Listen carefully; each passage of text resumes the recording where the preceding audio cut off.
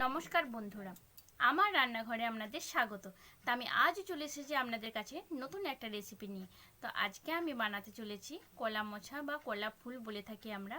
তো ওই কলা ফুল দিয়ে মুগ কলাই দিয়ে ডাল বানাবো। তো চলুন আমার পুরো ভিডিওটা আপনারা দেখবেন আর আমার সাথে থাকবেন।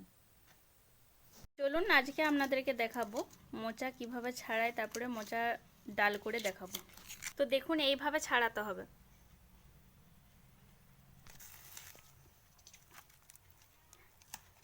এই ছাড়িয়ে নিতে হবে, দিয়ে এগুলোর আবার তো দেখুন এই ফুলটা থেকে এই খোসাটাকে বাদ দিয়ে দিতে হবে। আর একটা এই যে এটা একটা কাঠির মতো আছে, তো এটাকেও বাদ দিয়ে দিতে হবে, নইলে তিতো লাগবে। তো দেখতেই পাচ্ছেন এই জিনিসটি। তারপরে একে একে এভাবেই সব ছাড়িয়ে নিতে হবে। তো দেখুন আমার মোচা ছাড়ানো কমপ্লিট হয়ে গেছে।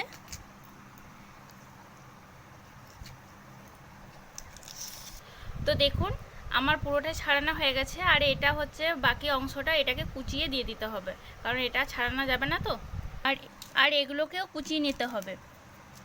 কুচিয়ে এই যে একটা পাত্র নিয়েছি জলের, এটাতে জল দিয়ে এটাতে ভিজিয়ে রাখতে হবে 1 ঘন্টার মতো।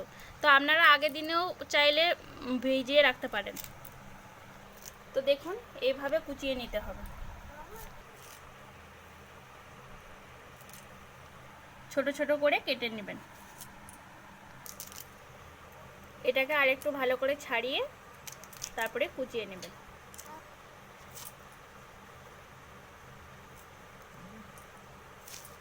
এইভাবে কুচিয়ে নেবেন।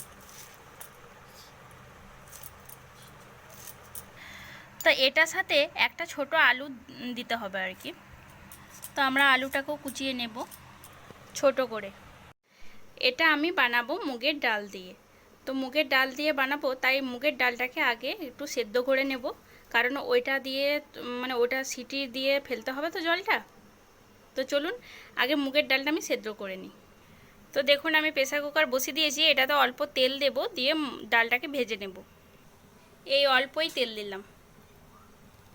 তো এটাকে একটু নেড়ে চেড়ে ভালো করে ভেজে নিতে হবে। ভাজা হয়ে গেলে আমি জল দিয়ে দেব, দিয়ে সিটি দিয়ে দেব। 3টে সিটি দিলেই হয়ে যাবে। ডাল সেদ্ধ হয়ে গেছে, আমি এটাকে নামিয়ে নিয়েছি। আর এইদিকে এই কলা মোচাটাকে আমি 1 ঘন্টার মতো ভিজিয়ে রেখেছিলাম।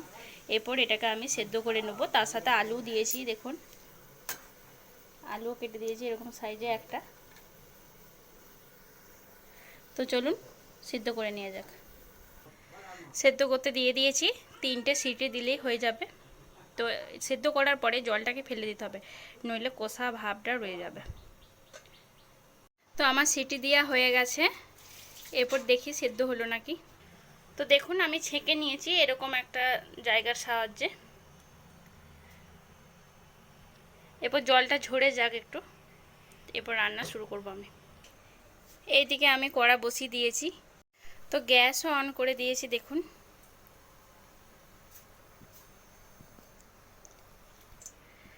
তো দেখুন আমি লঙ্কার ফোড়ন দিয়ে দিয়েছি, আর গোটা জিরের ফোড়ন দেব। তো গোটা জিরেও দিয়ে দিয়েছি।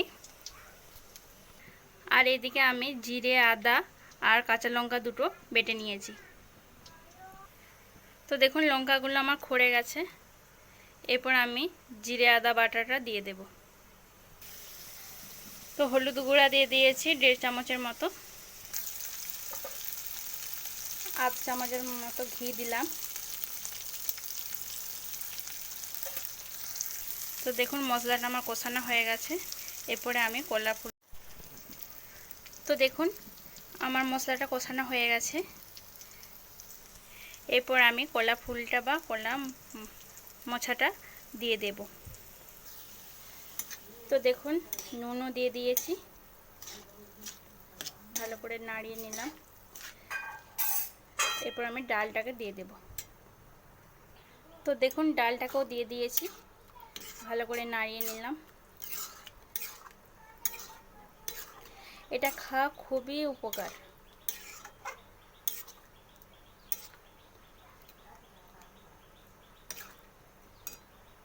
এরপর আমি জল অ্যাড করলাম।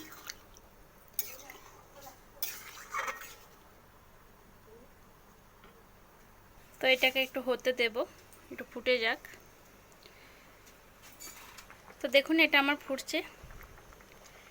এরপর আমি এটাতে চিনি অ্যাড করব। 1 চামচ চিনি অ্যাড করলাম। আপনারা যেমন মিষ্টি খাবেন সেরকম দেবেন। তো এটাতে আর অল্প পরিমাণে ঘি দিলাম।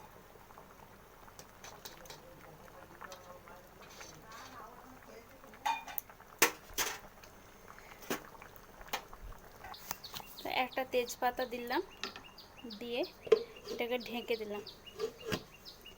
এরপরে গ্যাসটাকে বন্ধ করে দিলাম। তো হয়ে গেল আমার কলা মোচার ডাল। তো দেখুন আমার রেডি কলা মোচা আর মুগ কলাই দিয়ে ডাল। এটা খুব সহজেই বানানো যায়, তো আপনারা বাড়িতে অবশ্যই ট্রাই করবেন।